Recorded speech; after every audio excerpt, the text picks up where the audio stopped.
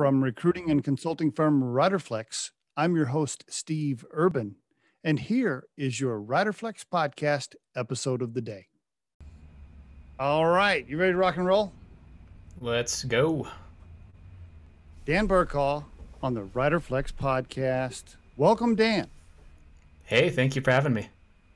I'm glad to have you. You're a serial entrepreneur. We can learn lots from you. You've been through this several times. Hell, I think you started your first company when you were still in college, if I read it right, something like that. So you've been doing this for a while. But before we get into the business stuff, just how about Dan the person? Maybe some personal, early family stuff, parents, where you grew up, siblings, anything like that you want to share. Yeah, sure. So grew up in Fort Collins, Colorado. Live in Denver now, so didn't travel too far. Made a pit stop in Boulder for college, so kind of have done the triangle, so to speak. Pretty typical upbringing. I have a brother who's younger than me, couple years, 3 years younger, and we did what kids do, I guess, boys do. We played baseball and got in a little bit of trouble, not too much trouble. For me though, the kind of upbringing was really shaped by kind of in the middle school or junior high school years, as I started to see computers in the library and kind of started getting kind of captivated by that. And so maybe not a coincidence that, focus on playing baseball in the summer started to kind of wane a little bit, and focus on tinkering with computers started to kind of increase, maybe not by the same rate. That probably went up a lot in terms of all that. You mentioned the first business, which I was actually a senior in high school. That wasn't even really the first. I mean, I think I was trying to get paid to design web pages for people probably when I was still in middle school, junior high. I think I was That's pretty good. Doing a little bit of consulting in like Linux and Unix administration, kind of in that general time frame. And so kind of early on, I guess I was always trying to do something 8-bit entrepreneurial with these skills that I had developed sort of naturally, just because it was my curiosity kind of taking me and opening these doors. These kind of inquisitive doors. Were your parents in computers? Were they entrepreneurs? What was the tie there? Not at all. I mean, the only tie is that they gave me the room to learn it, and not to be like, hey, they would think I was probably on the dial-up modem too much and some of that, but they weren't. I mean, we had a home computer by the time I was probably in 6th or 7th grade, Windows 3.1, and but no, they were logging into AOL at the same time, I was, but I was developing technical skills, and they were just, connecting the way most normal people use the internet, especially in the early days. So did your dad know you were collecting cash from people to build websites? Yeah, probably a little bit. I mean, I don't think that was all that successful. I think maybe I did one project, and I think they knew about that project. But cool. Yeah, they knew a bit about that. But both my parents have worked for themselves at periods of time. Nothing in technical fields, but I think they've been a bit entrepreneurial, and they're just wanting to do things and kind of be their own boss. Kind of mindset has been something that I must have rubbed off.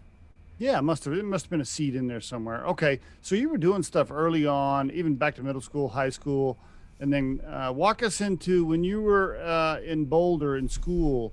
Did you? I mean, the whole time were you thinking, I'm gonna start my own business? Like I'm not gonna work for anybody else. Was that the plan, or you were still tinkering? Walk me through some of those early days. So the first real company, I was the co-founder. It was in kind of this Linux. We were this kind of Linux software company, right as open source was, kind of becoming a thing, and people were starting to use it for building internet servers and hosting websites. And So I was 17 in my senior year of high school as that was getting off the ground. And so when I went to CU, I was still doing that kind of part time, or sometimes it would Okay. burst to kind of full time. And so in those first year or two at CU, in those giant lecture halls of just the kind of standard subjects that, you had to take. I was falling asleep in class, and my grades were not particularly good those first 2 years just because I was A, working pretty hard outside of school, and I think B, I wasn't really excited about, the humanities class that I was attending, let's say. I remember, and that was the large lecture halls where if you fall asleep, nobody really notices. I remember this one time that I fell asleep in ancient philosophy, and it was like a 15-person class, and that was pretty embarrassing because in high school I never was the kid that fell asleep in class. But just fast forward a few years and give me some boring subjects, and boom, I'm out. Meanwhile, were you guys making money too? I mean, you were building. Were you actually? I mean, was it profitable? Was it paying you like Yeah, to yeah, it was spending paying money? me. Yeah, it was paying me to, partially help go to school. Okay, My parents were cool, helping too, but it cool, helped with that, and good. but it wasn't a lot of money, and the Yeah. company was always sort of, we'd release a new version of the software, we'd see a little spike in sales, then that spike would go away, and then there was a lot of pressure to build the next release to kind of see another spike, and so it was a volatile business for sure.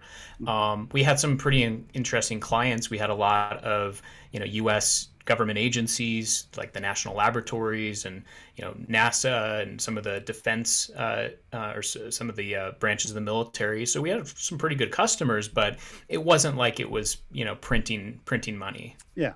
Okay. Um, All right. but I think what it was though is that because of that experience doing that while in school those first few years, I was also trying to avoid just doing even more programming, even more technology in school. So this 2 years in, I was kind of adrift, and I was thinking about even going somewhere else. I just wasn't sure Oh, what really? to do, and then I applied. I decided to apply to the business school, and didn't think I was going to get accepted because my GPA wasn't that great. I mean, I didn't have a 4.0 in high school, but it was real close. Okay. But by college, it was in the first 2 years the grades were not particularly good, so I did not think they'd accept me with that kind of transfer into the business school just because they had a minimum floor Mhm. because they had a lot of demand. But they did, and then it really turned everything around for me because much smaller class sizes, kind of a much closer knit group of people that were kind of like-minded, entrepreneurial in mindset, and so on. So the last 2 years at CU were fantastic and had nothing to do with computers at all, which I think is what I needed. I was looking for that Mhm. contrast. Mhm. Mhm. Very good. Okay. Very good.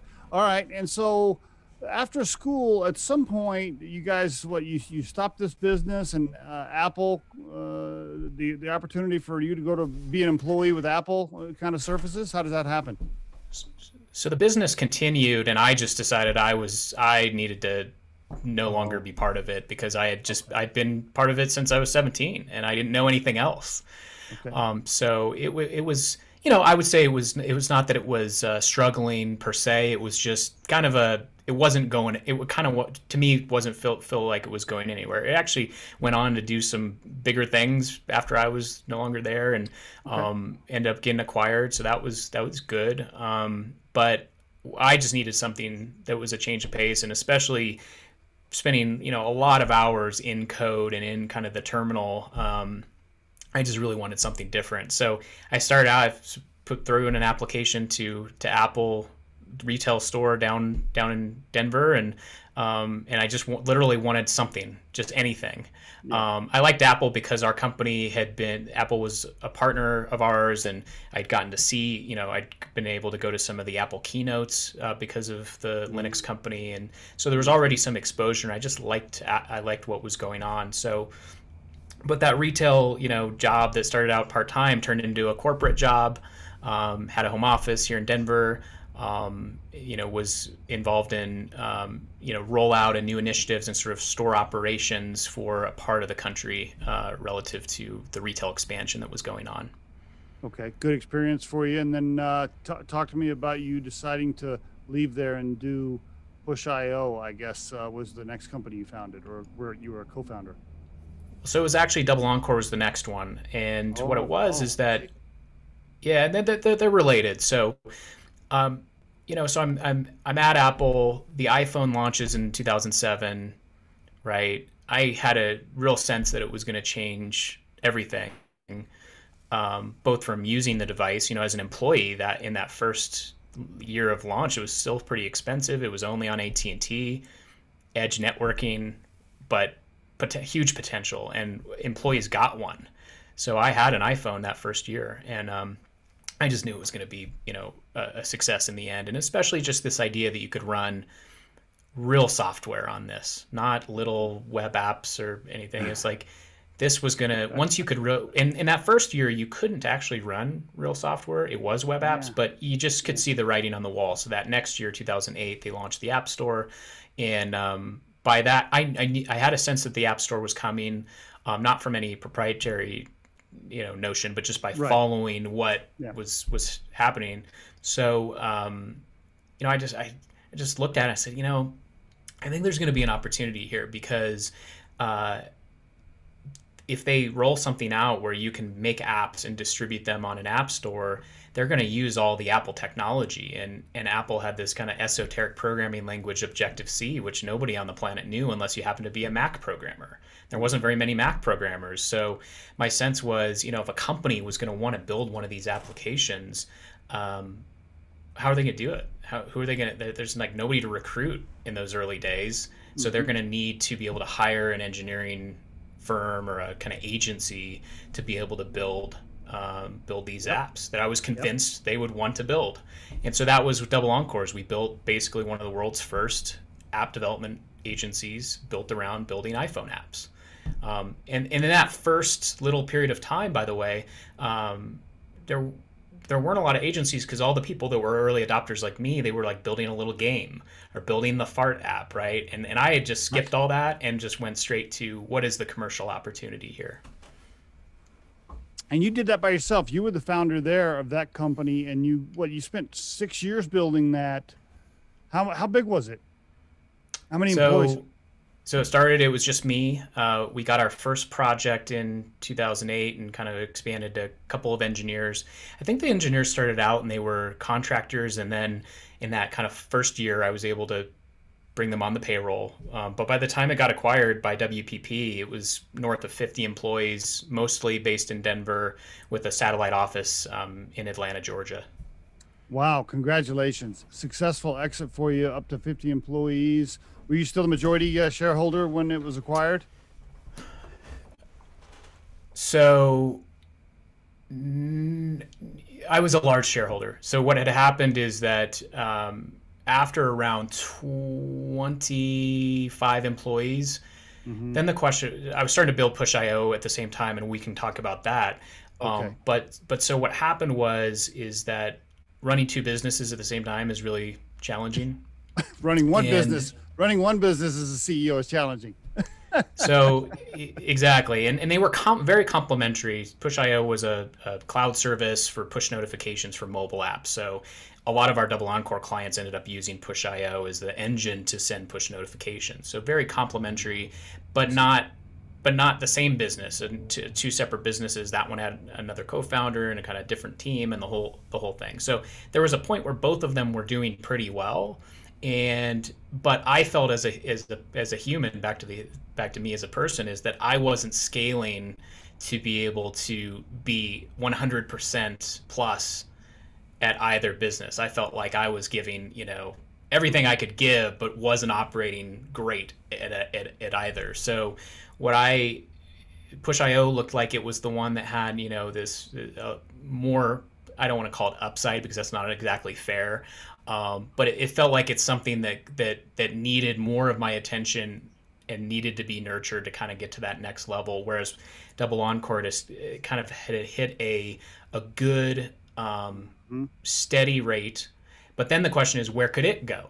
And so what I did was I identified here locally a gentleman that I knew that had a similar company focused on not iPhone. They did a little bit of iPhone, but they had built their reputation more around the Android ecosystem. And he had built a company that had, maybe it was consulting, maybe he had a little bit fewer in terms of number of employees, but real complementary, right? We were iPhone focused, he was Android focused, similar businesses, similar business models. But this was somebody I knew and trusted. So I approached him and said, hey, what would it look like if we would merge these two companies? And one of the benefits to that was it wasn't just him. He had a COO that was really dialed in from an operations and kind of financial kind of execution perspective. So by doing that merger, what happened was, our team doubled overnight. That was good for some of our customers that wanted to be able to scale with us. But like, we had some big customers that were where we didn't have necessarily enough capacity. So that was an interesting win, is that all of a sudden we had more capacity. But the second thing is that it allowed me to sort of elevate more strategically. So I became the chairman of the board. I would stay involved in the business from a strategic perspective, kind of once a week, deep dive in the business. But otherwise, Ben started running the company day to day, which really was around, sales.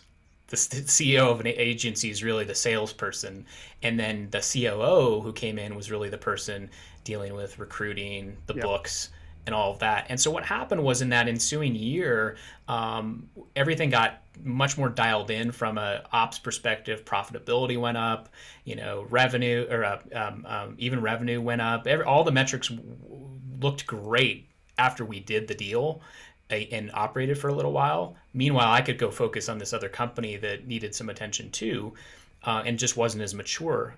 Meanwhile, though, because all those metrics started to look great, it was a compelling pitch to an acquirer like WPP, because everything was very dialed in, great customer list, great team, real strong reputation, etc. Did you purposely go on a road show to pitch it, or you just started getting knocks on the door? For that company, we did a road show because we knew we were in a strong position to potentially shop it. Yeah. Okay. All right. Very good. Did you just happen to get both of them acquired in the same year, in 2014? Yeah, nuts, huh? Right. I mean, seriously, to go through both of those, did it just kind of happen that way, or that was the plan? It just kind of happened that way. Yeah. I mean, you always hope for the nice outcomes, but I've always, at least so far in the career to date, it's just that I work on things I want to work on, or that I'm pulled into and drawn to, and then you end up building a team, and now you're responsible for this team, and so you feel a lot of kind of the burden of leadership to sort of take it somewhere, and not just for yourself but for the people around you, and so it just sort of happened. But what was interesting, though, was that part of why we started with that company in this discussion, but Push.io actually led on the acquisition side. I had gone over there full time instead of part time at both, in part to go raise some money and to kind of take it to the next level, and that was the plan. So the fact that we sold the company was not really part of the plan, because we were looking to scale it. We had good revenue. We want to take it to the next level. We had great customers. We want to take that to the next level. But the acquirer, in that case, the acquirer knocked on our door. Okay. And it just seemed like too simpatico of a match, both from a kind of a personalities perspective, but more importantly, what it would mean for the business, because we had invested a lot in this engine that was blazing fast at sending push notifications, so that some of the big news broadcasters and sports leagues used us as their engine instead of the well-funded competitor down the road. So that was a big win. But where we failed to kind of grow into was that there was other categories, travel and retail and e-commerce, where blazing fast delivery wasn't the metric for success. It was, is there a tool that the marketer can use? Is it not, instead of being something that's a great kind of technical solution, is it a solution that kind of the non-technical people on the team can go and use to deliver their use cases? And so this company that approached us, they had built a marketing system built around travel, retail, e-commerce, built really around email, and they needed a mobile story and we I needed see. a marketing story. And so it just felt like a perfect match. And so we ended up putting fundraising to kind of plan B and put the acquisition to plan A. So it kind of swapped in the order. After we went through that process, got the transaction closed. Well, by the way, in the middle of, we're about to sign the deal, and then they go silent, which is never a good thing. Yeah. What happened? They got scared? Well, Yeah. no, we just, they went silent. We're the sponsor of the deal isn't answering our texts or our phone calls, and it's just like, oh man, we were so close. We were supposed to sign on like December 13th or something, and it just went totally dark. I'm in Europe on a trip, just a personal trip, first personal trip in a long time, and I'm thinking if this deal closes, I might be able to fly back in lie flat seats. So me and my then fiance were really looking forward to that, but no, didn't happen. Didn't end up happening because things got delayed. And what happened was that Oracle had come in and made a $1.5 billion acquisition offer on the company that was in the process of acquiring us. I see. And so we kind of got swept into that acquisition, bundled into that acquisition. And actually, quite frankly, Oracle didn't necessarily want to. They were like, "Oh, we'll do this little company. We can deal with that later." But to the credit of our acquirer, who had spent 6 months working on the deal, knew that our time had been invested, their time had been invested. It was almost to the finish line. They really insisted that it get done as part of that primary transaction, which was really good on them, because they could have just said, "Hey guys, I'm sorry, this big transaction kind of gunked up the works, and we might have to revisit," or which would have killed it. It would have never happened if it was a revisit.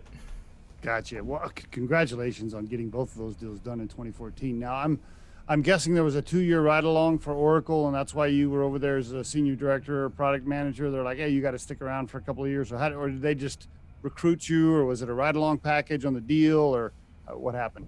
Yeah, they recruit. I mean, they wanted us, so Yeah. that was important, especially because there wasn't a mobile kind of offering to speak of. So the idea, they didn't want to just buy the technology; they wanted to buy the mobile leaders, and so that's what our team became. I was kind of the head of mobile product on the product side.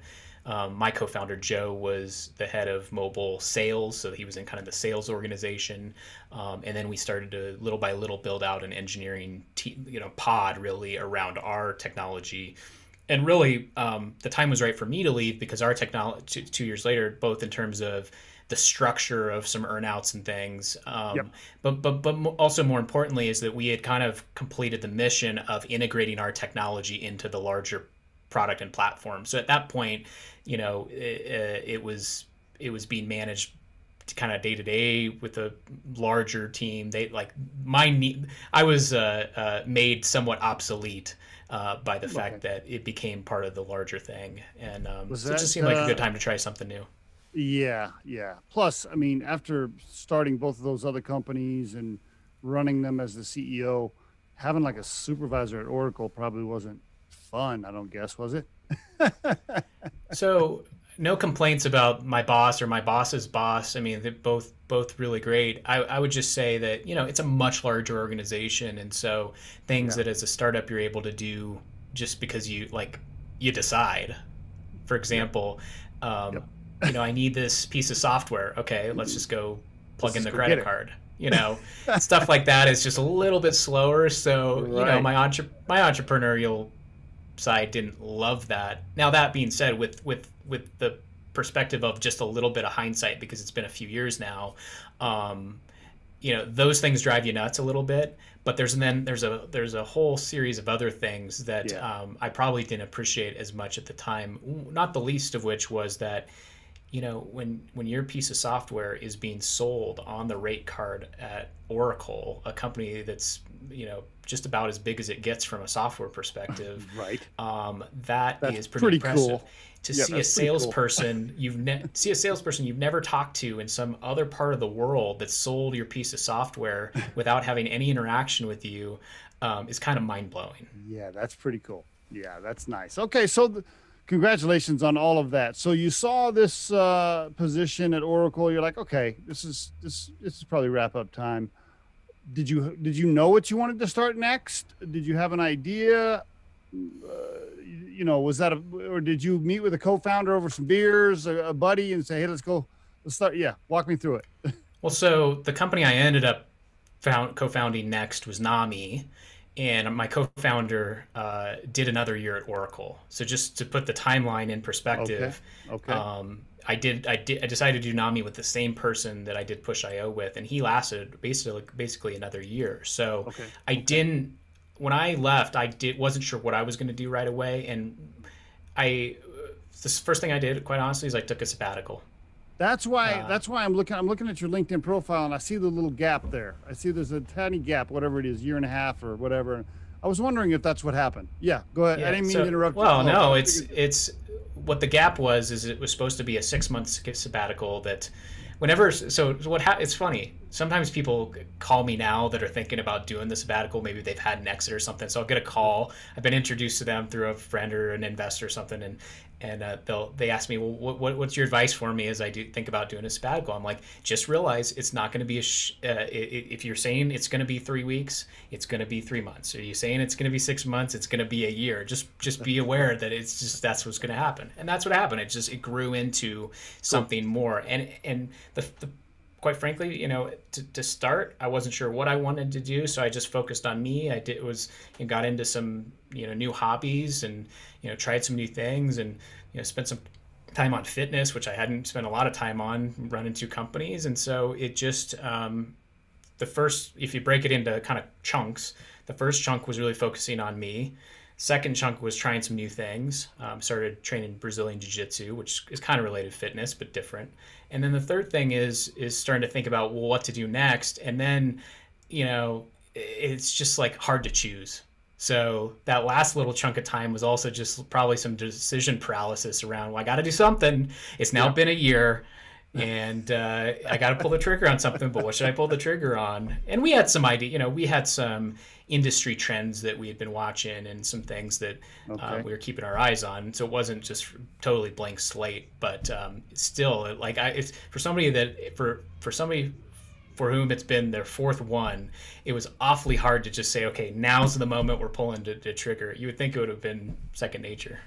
When you got ready to start Nami, are you single guy now, married, partner, kids? Like, what is it? Still just you, and you can take all kinds of risks, or you got a family now? Where are you at personally? Yeah. So I really, for all of those companies, was in the same relationship.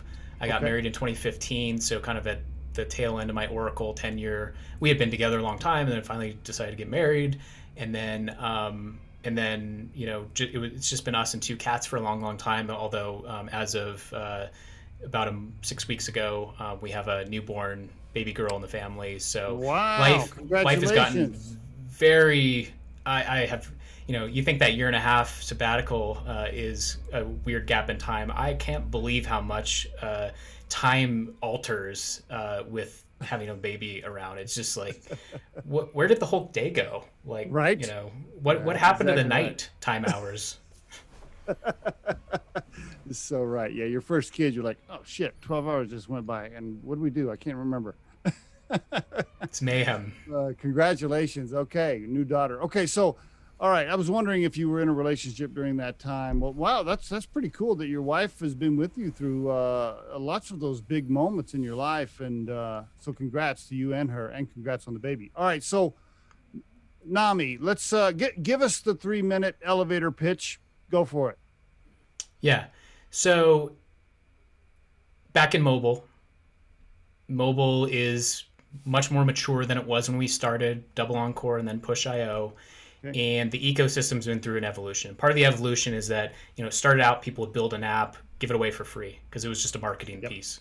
Yep. And then maybe it'd be a paid download, but you can never make money that way, especially for things that aren't really professional packages.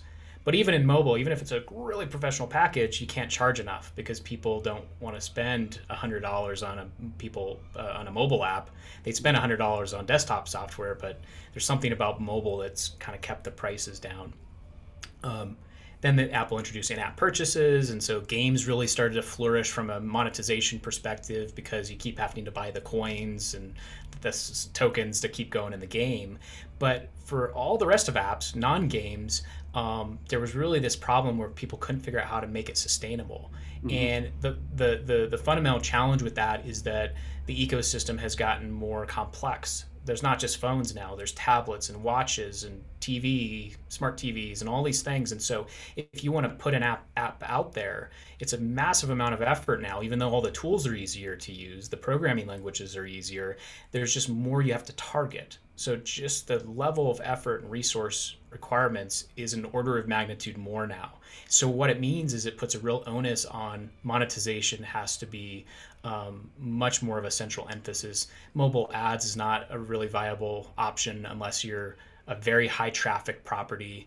But if you're a high traffic property, why not introduce a subscription tier as well? So that's what's happened, is that Apple and Google have really pushed people to adopt subscriptions, pushed app developers, app publishers, and they provide a lot of the billing layer, right? So the transaction, charging the credit card. But as it turns out, just charging the credit card isn't building an experience. In order to deliver a subscription-based experience, you need subscription management. So you need something that understands, should this user have access to the premium content? You need something that understands, oh, they've canceled, but they're still in their current billing term, so they should keep access for a little while, but then as soon as it expires, revoke the access. And so that subscription management piece has been missing, and it's not provided by Apple, by Google, and so on. And so we provide that Why piece. isn't it? Why? Yeah. Why isn't it provided by those big companies? They just didn't want to mess with it? I think it's like what we saw with push notification, where they provided a part of the push notification that was between Apple or Google and the device, that secure connection, but they just provide that pipeline. Then there's an API interface where you, the developer, have to communicate with an API that goes to Apple, and then they send it to the device. And so the problem is, to send a message to an API, you have to have a server. And it turns out people don't want to operate servers, especially if you're in breaking news or one of these things at volume. It's why companies like Twilio exist, to send SMS, right? Because nobody wants to stand up their own SMS server. Same way, people don't want to stand up their own push server. Same way, people don't want to stand up their own subscription management software and write it from scratch. And it gets very and so why don't they do it? I think it's because in both ecosystems there's kind of a tendency to deliver kind of enough to get the developer going in kind of the simple use case of, let's sell a subscription. But Apple or Google never provide the thing that you would need if you want to operate at scale. If you need to operate at scale, you need this additional layer. So that's one piece of what Nami is just managing subscriptions. And by the way, it gets more complicated if you ship on Apple, ship on Google, ship on a Roku box. Maybe your experience is in all those places. Maybe you sell the subscription in all those places, and you, as the publisher, you need to have one tool that manages all that, and so you have a single view into your customer base instead of having a siloed view of just your Apple customer subscribers, a siloed view of just your Google subscribers, right? So not only subscription management on one ecosystem, but kind of a unified view across wherever you're selling. So that's really, really important. And then taking a lesson from what we learned from that Push.io experience and then being part of Oracle is that instead of just focusing on the technology of this, kind of the developer implementation, we realized, hey, eventually, just like in the push business, marketers are going to want to take a hold of this thing. So how do we open up use cases for marketers? And so what we've built is kind of a browser-based interface where the marketer can adjust the subscription packages and offers and creative and copy and really all the marketing behind the premium subscription can be done from a browser. You push a button, it's live in the app. You don't have to go through app review, which slows you down.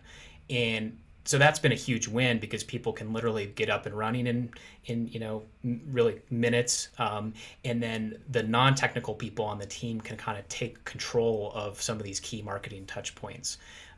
Before our solution existed, people would have to solve that subscription management piece, which is a lot of engineering work. But then what would happen is they wouldn't ever invest in that marketing layer, and so then they'd be stuck in more dev cycles to just change a price point or change some marketing copy, and they get bogged down in that. And nobody like you guys. I mean, nobody like Nami was out there. Were you the first to start offering this type of service? And is there competition now? Yeah, so there's players kind of in the category of subscription management, kind of outside of the world of mobile. So there's a lot of players that you've heard of. The Stripes and the Recurleys and the ChargeBees of the world are kind of operating in the kind of more macro world of like web and just selling SaaS software in general, offering subscriptions for SaaS software. And then in the world of mobile, there's a couple of competitors that have what I would call differing viewpoints in the market. So there's a competitor that's more really doing some of the same stuff around subscription management, but in service, for example, of an analytics tool. There's some folks that are doing some of the subscription management, but in service of a data layer that can integrate with a bunch of other technologies. And so we all kind of have a little bit of of the kind of 2 or 3 players, there's a little bit of a different viewpoint in what the product is. And I think part of that's just because it's not yet a mature space. These are kind of our kinds of companies are relatively new, focused on this cross-platform problem. And will it become more mature when more apps start charging the user? I guess is that what will happen? I mean, in layman's terms, you're right. Why are people comfortable paying a subscription for a desktop SaaS platform, but when I get a notification that I got to pay for an app, I'm annoyed? Why is that? That's interesting that we think that way, because I'm kind of the same. I think part of it is that well, okay. I think one part of it is that mobile apps have this tendency of prompting the user right when they download and launch it for the first time. They pop up the thing that says, here's the subscription. And it's irritating because you haven't even had a chance yet to see if you even care about this thing. Right. And that's one of the things that we wanted to solve. And that's from a marketing capability, is like a marketer might say, don't prompt the user about the subscription until they've performed, these 3 high value actions, or use some smart triggers so that it's not just beating you over the head with something. And so and the other thing is Apple, I think this was bad advice, is like Apple recommends to developers, or at least did for a while, that you prompt that user right away. And so that's what apps just started to do in a lazy fashion. Now, Apple's perspective is, well, if the user doesn't know about the subscription, they'll never subscribe. So you have to put it in front of them so they're aware that it exists. And I think that that's a fair point, except to say that it probably shouldn't be part of your first impression. Right. Your first impression should be, is this thing even useful to me at all? Totally agree. Right. Yeah, absolutely. I want to drive it first. I want to test drive it for a little bit. Yeah, couldn't agree more. Okay, how big is the company now? Regarding employee size, I know you can't share a lot of numbers and financials, but employees, how about that? Yeah, so 6 employees on the payroll, have a handful of contractors as well. We are a cross-platform solution, so we have a native component that drops into an app for Apple, a native component that drops into an Android app. And then there's all these other technologies. So sometimes people build mobile apps using React Native technology or Xamarin or some of these other toolkits that are kind of abstractions over top of the primary native programming. And so our SDK, our software development kit, I think we have some like 6 or 7 different flavors. And so depending on how popular those are, it depends on whether it's an in-house headcount or whether it's just a project. And then in terms of company as well, we've raised around $2 million to date. Wow! Congratulations! All right. So we are, backed by investors, and then Joe and myself as co-founders that have had previous exits. It's been nice because we've also been able to be investors this time in our own company. I was going to ask if you bootstrapped it or if you've raised cash yet. Did you have non-competes on taking talent from those other companies you started, or did you go over there and poach from those? Did you pull anybody? I'm sure we did. I don't really remember, but just as a general practice,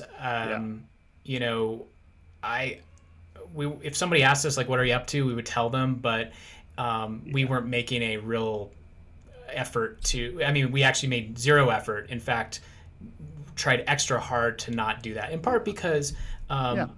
all those people we still liked and appreciated, and just it wouldn't have felt right. Yeah. Any of the same investors? Yeah, one of the same investors. Okay, very Yeah. good. It shows the fact that you've kept these relationships over time and that you've made things profitable for them, so they invested in you again. So Yeah. congratulations. Okay, what's the plan? Do you have are you just having fun building it right now, or is there a secret whiteboard, off camera where it's all mapped out, where you're like, yeah, when we get to here, we're going to sell it to Oracle or Oracle or whoever? I mean, is there a plan? Well, I mean, you always think about some of these things, but we're early enough. I mean, we've been doing this for a few years. We're early enough that I think we're still trying to figure out where the market writ large is going and where we want to play in that in a bigger way. So we know where we're playing now.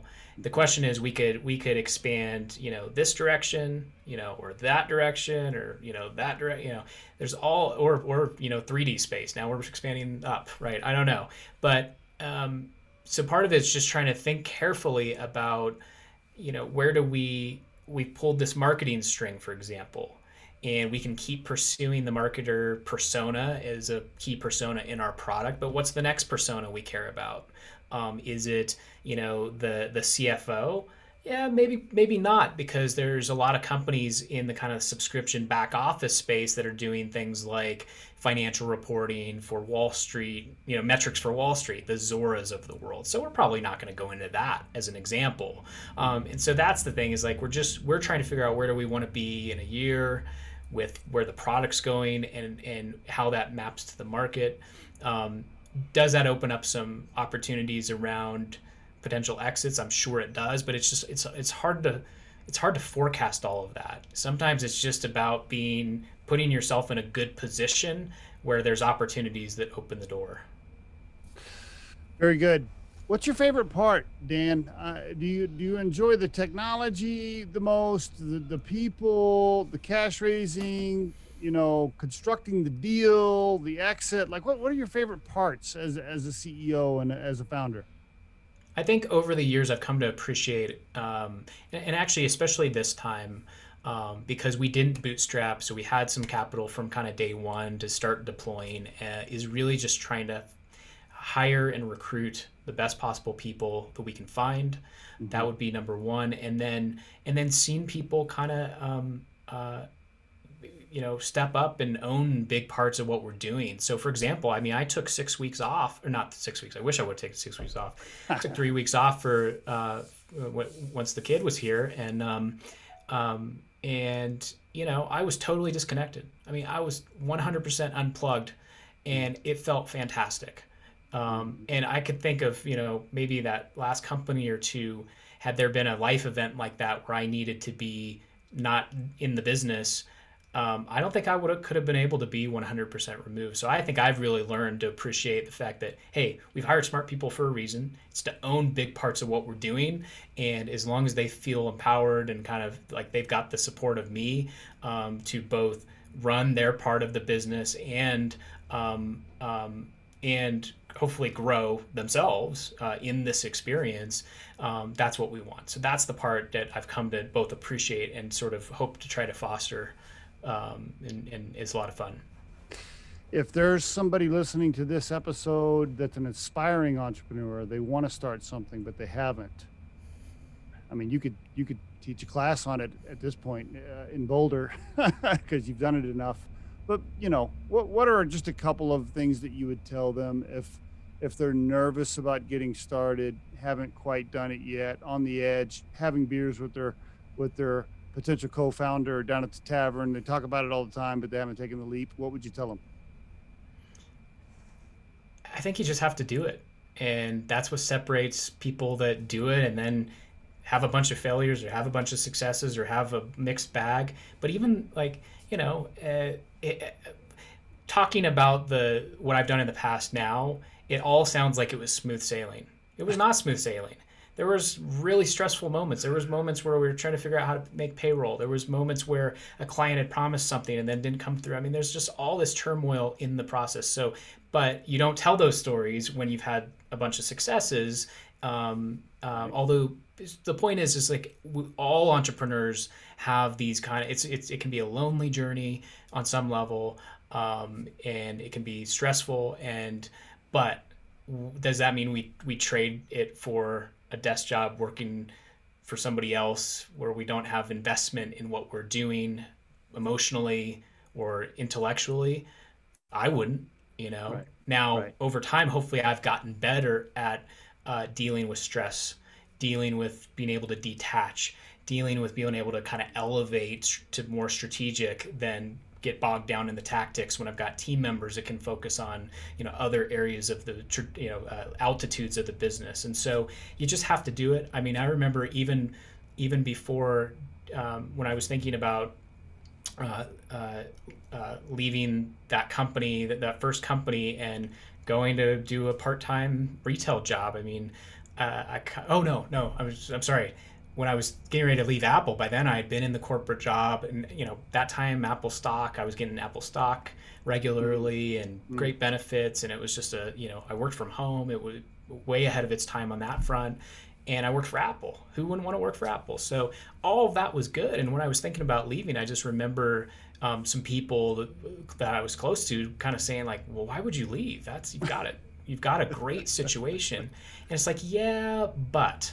And if I would have just listened too much sometimes to those other voices and kind of muted my own inner voice that said, "Nah, but you got to do this because this is where your heart is," then we would be having a very different conversation right now. Maybe it would have been a better conversation. It's hard to know, but it would have been a very different conversation. So I just feel like people just have to go for it if you want to go for it, because you can always find excuses not to do something. And maybe that's just you're trying to hold yourself back. So somebody recently said something about, well, it's not luck, it's about putting yourself in a position of have access to luck, right? So if you don't put yourself into a situation where you can close that first deal or hire that first employee or try to raise capital. Yeah, you might fail at raising capital. It sucks. Nobody wants to do it. Some people must love doing it, but I don't like doing it. And but it's also, I've grown in that experience. Right. I've learned some things. So if you think, but here's, I want to say one more thing about this without going on too long, which is that right now there's more startups than there's ever been. And I think that unlike in 2008 when I started Double Encore, now the thing to do on some levels is to start a company. There's some status associated with starting a company, or some celebrity. There's celebrity investors. And so if you want to start a company because you think it's cool, don't start a company. Right. Start a company because you want to work for yourself and you want to build a team and you want to build, you want a different experience than working inside of a big company, not just because it's a status symbol. Really good advice. Really good advice. Last question. I know we're almost out of time, Dan. And by the way, before I ask you this last question, just for the listeners, it's NamiML.com, NamiML.com. And you can also connect with Dan on LinkedIn, of course, Dan Burcaw on LinkedIn. I'm sure he will just love a bunch of messages on LinkedIn. Just joking. Dan, what's your core purpose in life right now, if you had to put it into a sentence? But let's separate the brand new beautiful daughter and wife just for a second. Let's set that aside as like that's a kind of a primary core purpose, right? Beyond that, if you had to put your core purpose into a sentence, what would that be? Not to self-limit. I have spent, a good chunk of my entrepreneurial career somewhat feeling like an imposter, imposter syndrome. Yep. And yet things have happened. And, there's been other opportunities that I have closed the door on kind of by my, self-limited. So that's what I've been trying to do over the last, probably 4 or 5 years now and going forward is just sort of like, sometimes you just have to ask, or you just have to pick up that phone call. Oh, is that person the right fit for this? Or could they be a client? Well, I'm not sure. They probably wouldn't be the right client. Well, wait a second. Why did I just close the door and didn't give them an opportunity to say, oh, wow, yeah, I'm so glad you called. I know we haven't talked in a while, but this is exactly something that I want to talk to you about. So it's really hard. It requires a bit of discipline to kind of, check yourself in those moments where you're like, you kind of second guess an idea or a thread around something that you're trying to pursue. And it's not, by the way, it's not just a business thing. I mean, I remember driving to the jiu-jitsu gym for the first time and like being in the parking lot, not sure I wanted to even go in. and and I almost turned around and went home, quite frankly. But I didn't, because I was thinking about this idea of self-limiting, and it's like, well, worst case scenario is somebody breaks my arm and I'm in a cast for a little while and I've got a great story. So, that's how I try to be. And I'm not always perfect at it, far from it, but I feel like it really helps, especially in those tougher moments where you're not quite sure if you want to do something. Good stuff, Dan. Thank you so much, really, for being on the Riderflex podcast and sharing your story. I really appreciate it. Hey, I always enjoy talking about myself. I know that sounds strange, but I think there are some interesting stories there. And, when I was starting out, there weren't podcasts. So that's true. It's not like we heard other people and what they were going through or struggling. I mean, there wasn't any of that. So I like talking about this stuff in part because if there's somebody that is like, oh yeah, I really shouldn't self-limit, I'm going to go start that thing, then that's a reason to be doing it as well. If you think today's tip or guest interview can help someone please share this with them. If you've enjoyed today's episode, please subscribe to our channel and hit the like button.